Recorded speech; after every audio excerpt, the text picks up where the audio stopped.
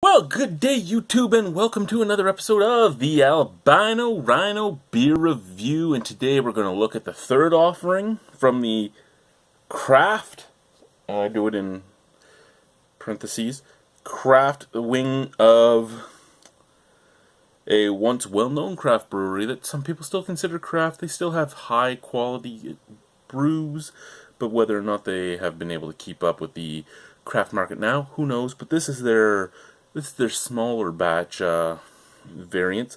This is from Mad and Noisy, or from Creemore Springs. Weizen, which is a hoppy Hefeweizen. Yeah, actually, this is probably German tradition meets West Coast taste. This is probably Mad and Noisy's least, first off, least intriguing brand when you think about it. They made the Nuts and Bolts, which was an IPL back when India Pale Lagers really weren't being done at all.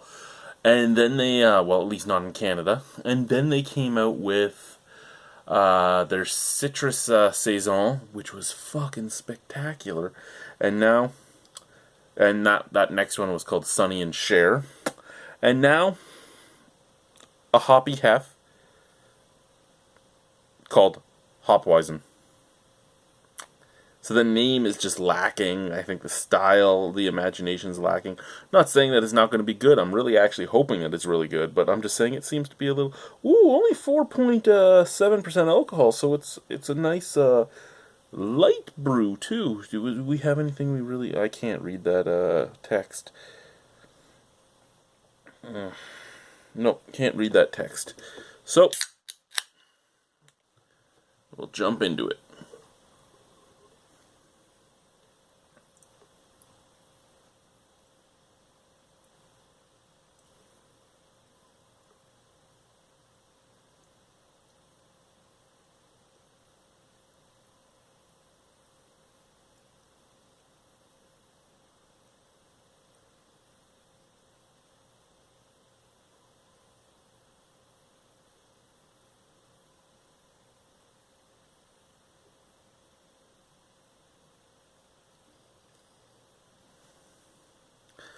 There's a tiny bit left in here, so I'll let the head drop a little bit because I saw a little bit of clarity leaving as I poured it, so I'm curious how much clarity will be lost when I pour the bottom in.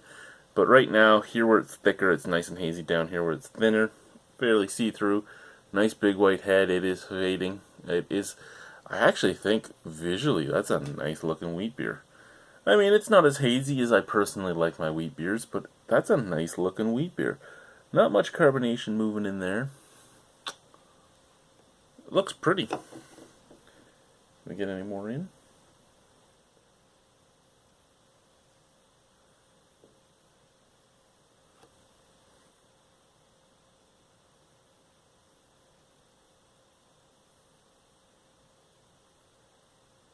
Okay.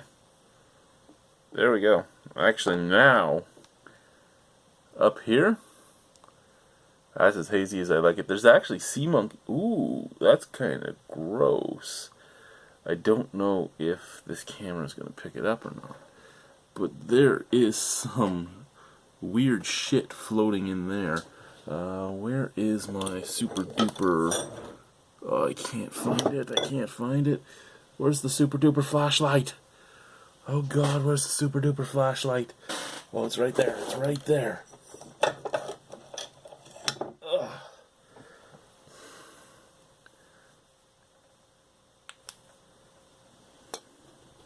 I don't know, does that... No, that just blinds it completely, eh? Yeah. That just blinds it completely. Okay, never mind. I thought maybe it would, accentuate the weird shit floating in there. Okay, let's go on. Let's move on. Let's move on.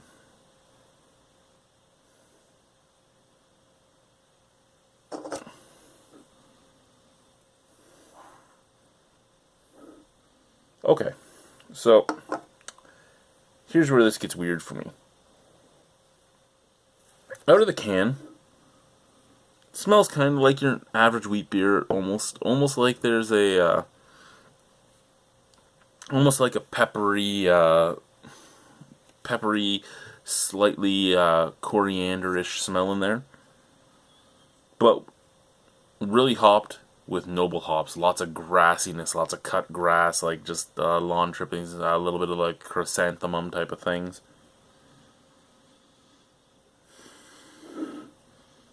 Basically, like a wheat infused and coriander infused pilsner is what I'm getting from this. Like a really high hopped pilsner. Now out of the glass, I kind of get plastic.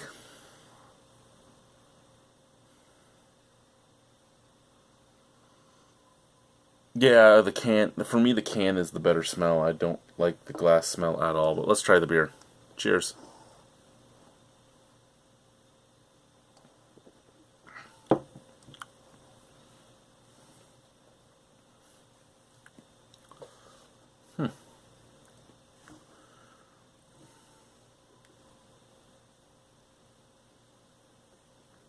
Okay.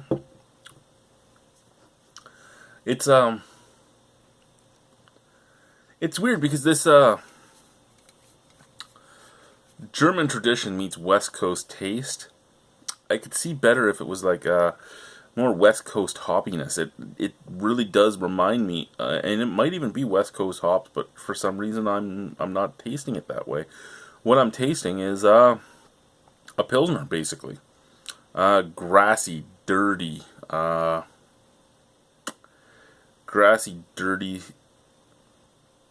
and somewhat zesty.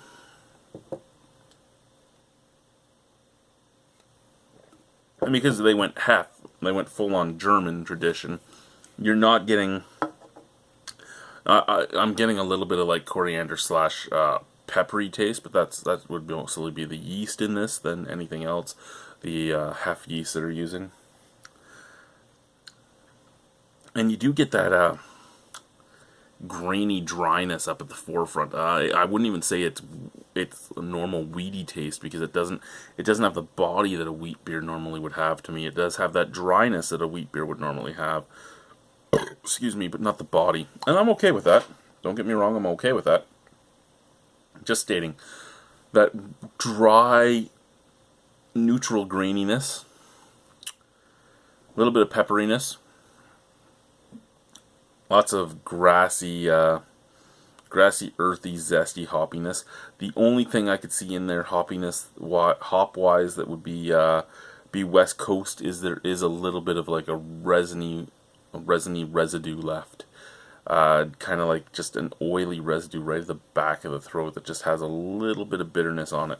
I really think this beer had a lot of potential. I really think if it was, say, a Belgian wheat, a hopped Belgian wheat, so you're adding the orange peel and you're actually adding the coriander and you're adding that Belgian yeast that just adds that banana character, I think that these hops would mingle with that really well. I think it's just that it's the refreshing but bland hef body that makes it not work very well in my mind.